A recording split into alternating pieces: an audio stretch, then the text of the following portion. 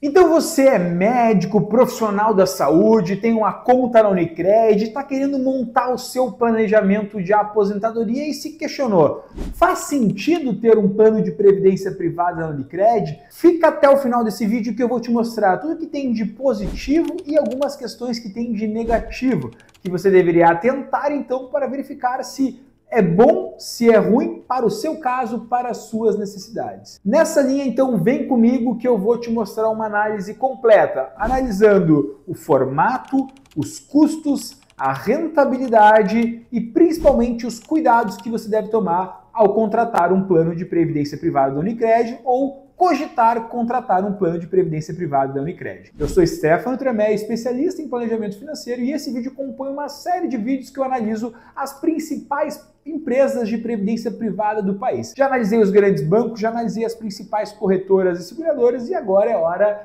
da conta da Unicred. Então, sem mais delongas, vem para a tela do meu computador e vamos começar essa análise. Bom, Unicred na parte de previdência privada. É importante entender que, basicamente, o plano de previdência da Unicred é o Precaver, que é administrado, na prática, pela Quanta, que é um fundo de pensão. É o maior fundo de pensão instituído do país. Nesse sentido, ao analisar o site, a gente vai ver que tem algumas informações importantes. Primeira delas, carregamento zero. A Unicred, então a Quanta, não cobra taxa de carregamento para você fazer um investimento. O que é a taxa de carregamento? Antigamente os bancões cobravam uma taxa que, por exemplo, se fosse de 5%, tu depositava R$100 para a Previdência, 5 ficava para eles como taxa e 95 era investido. Então, a competição do mercado, principalmente com o advento de Catu, Sul América, XP, BTG, fez com que essas instituições não cobrando obrigassem os bancões também a não cobrar, senão fariam eles perder clientes. Então, taxa de carregamento zero já é uma unanimidade dentro do mercado. Uma questão legal que o plano tem da Unicred aqui é a taxa de administração ser apenas 0,25% ao ano. De fato, essa é uma das menores taxas de administração que a gente vê no mercado. Em comparação, fundos de renda fixa costumam ter taxas entre 0,4% a 1%, fundos multimercados de 1% a 2%, fundos de ações geralmente acima de 2%. Então, assim, em relação à média de mercado, as taxas estão menores. Quando que a taxa de administração importa? No resultado efetivo que a gente vê. Se eu pago 0,25 e tem um fundo que rende muito bem, putz, perfeito, eu estou pagando pouco, estou tendo um resultado ótimo.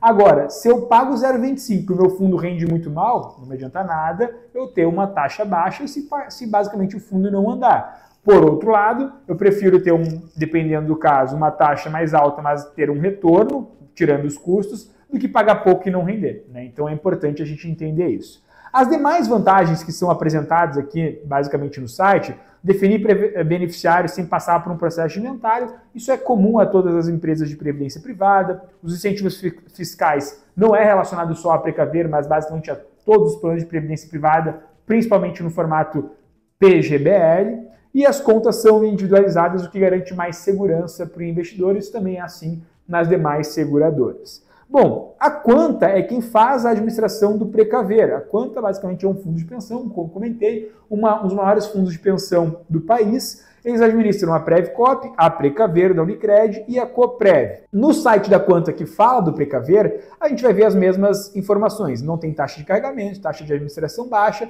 e eles trazem aqui os fundos, né? Então, os fundos que eles oferecem para os clientes. Basicamente, são 5 fundos oferecidos: conservador referenciado DI, conservador renda fixa, moderado inflação, moderado multiestratégia e o arrojado. Aqui eu já quero te fazer um convite. Na Musa Capital nós somos especialistas em planejamento financeiro e então basicamente você vai ter 5 opções. Você talvez não vai saber escolher qual que é a melhor para você. Se você quiser uma análise detalhada de verificar se a Unicred é a melhor instituição e ao mesmo tempo qual que é o melhor fundo para você contratar para a sua previdência privada de acordo com o seu perfil, necessidades e interesses, acesse o nosso site www.musacapital.com.br e o especialista do nosso time vai ter o maior prazer em te ajudar.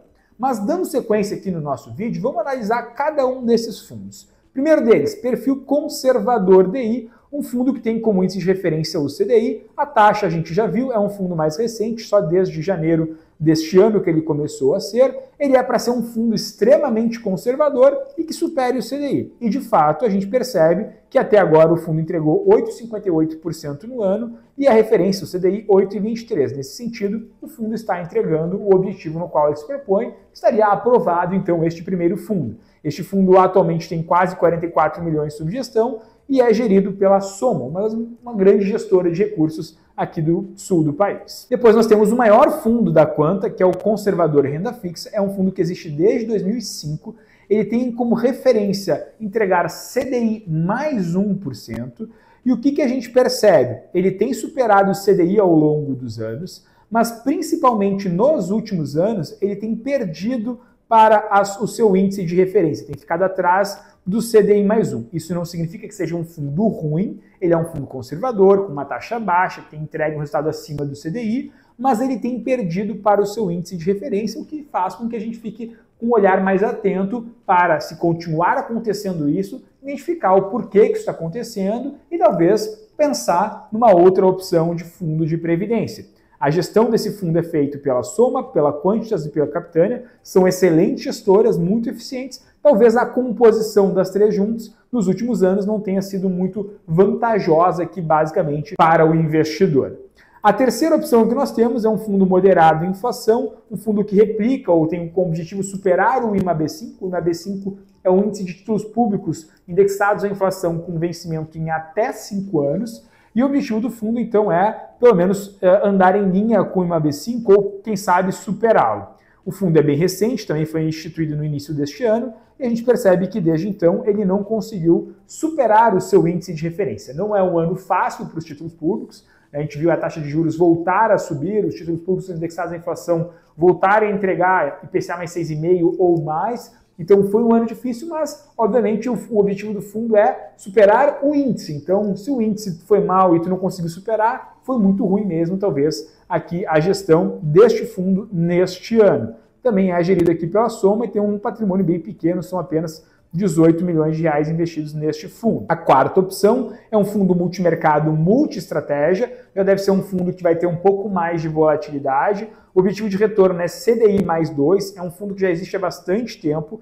O que a gente percebe? Na janela dos últimos 5 anos, 60 meses, o fundo entregou 38% de resultado frente a um CDI de 49%, ou seja, ele ficou bem atrás do CDI, sendo que o objetivo dele é CDI mais 2%. Então aqui é um ponto de bastante atenção, porque ele não tem conseguido superar o índice de referência também como os outros fundos e ao mesmo tempo tem ficado atrás, inclusive, do próprio CDI. É um fundo que tem como gestores a Soma, a Quantitas, a Capitânia, a Claritas, o BTG e o Novos. E a Novos são gestoras excelentes, mas talvez, como eu falei antes, a composição dessas estratégias aqui dentro não ficou tão interessante, então também é um fundo que, na minha opinião, não recomendaria para os clientes aqui da nossa empresa. No perfil arrojado, é um fundo que basicamente tem uma composição de 60% em renda fixa, 40% em Bovespa, e o objetivo dele é entregar o resultado do CDI e Bovespa mais 2%. É um fundo mais antigo, e o que a gente percebe é um fundo que na janela de 60 meses, uma janela já de médio e longo prazo,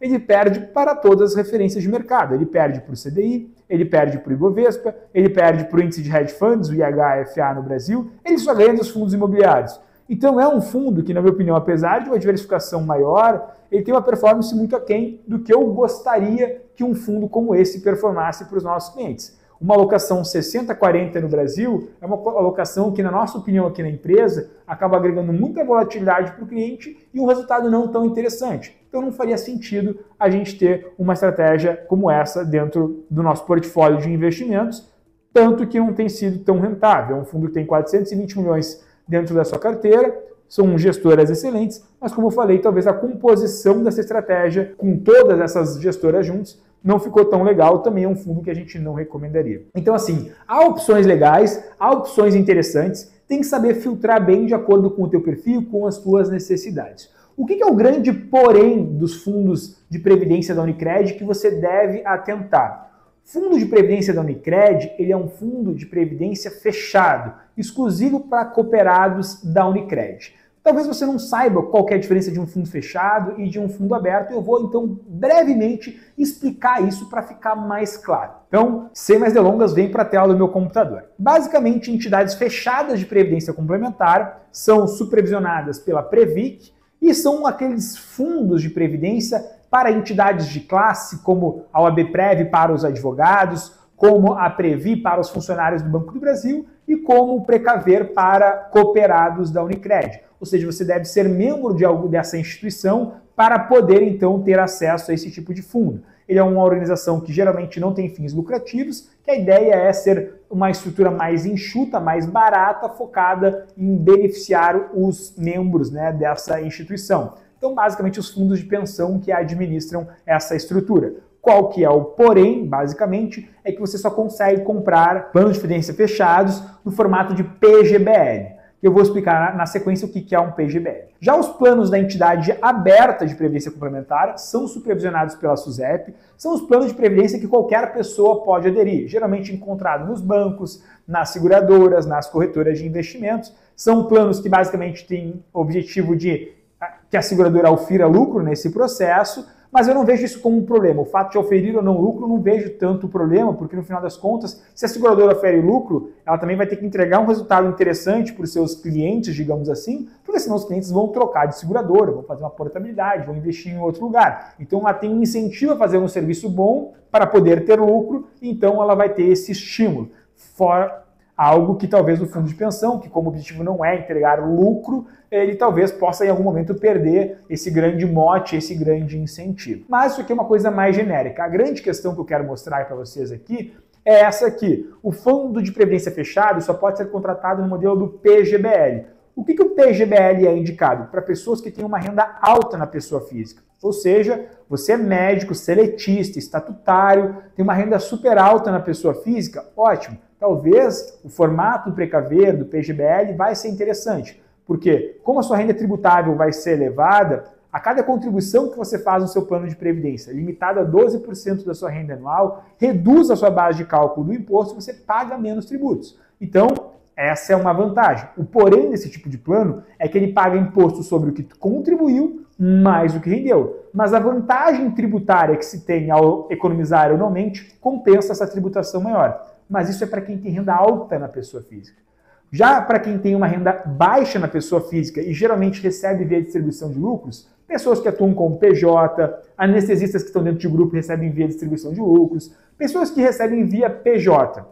Nessas pessoas, o plano mais indicado é o VGBL, porque a tributação ela vai ser feita somente sobre os rendimentos. E você não vai deduzir o imposto anualmente porque você não tem o que deduzir anualmente. E o imposto lá no final vai ser somente sobre os rendimentos. Nesse sentido, faz muito mais sentido para uma pessoa que tem uma renda baixa na pessoa física e recebe via distribuição de lucros, o VGBL. Então assim, se você está na Precaver e a sua renda é baixa na pessoa física, você está perdendo bastante dinheiro. E eu quero te mostrar agora um exemplo prático para você entender o que eu estou querendo dizer aqui, que o PGBL não vai ser bom, o Precaver não vai ser bom para quem não recebe via pessoa física, para quem recebe via PJ, via distribuição de lucros. Vamos para os cálculos? Então, vamos lá. O Cauã, meu editor de vídeo aqui, vai me ajudar agora. Basicamente, nós vamos considerar um investimento inicial de R$50 mil. R$50 mil é o valor que a gente vai investir num plano. PGBL desse lado e VGBL desse lado. Nós vamos considerar um farol de tempo de investimento de 10 anos.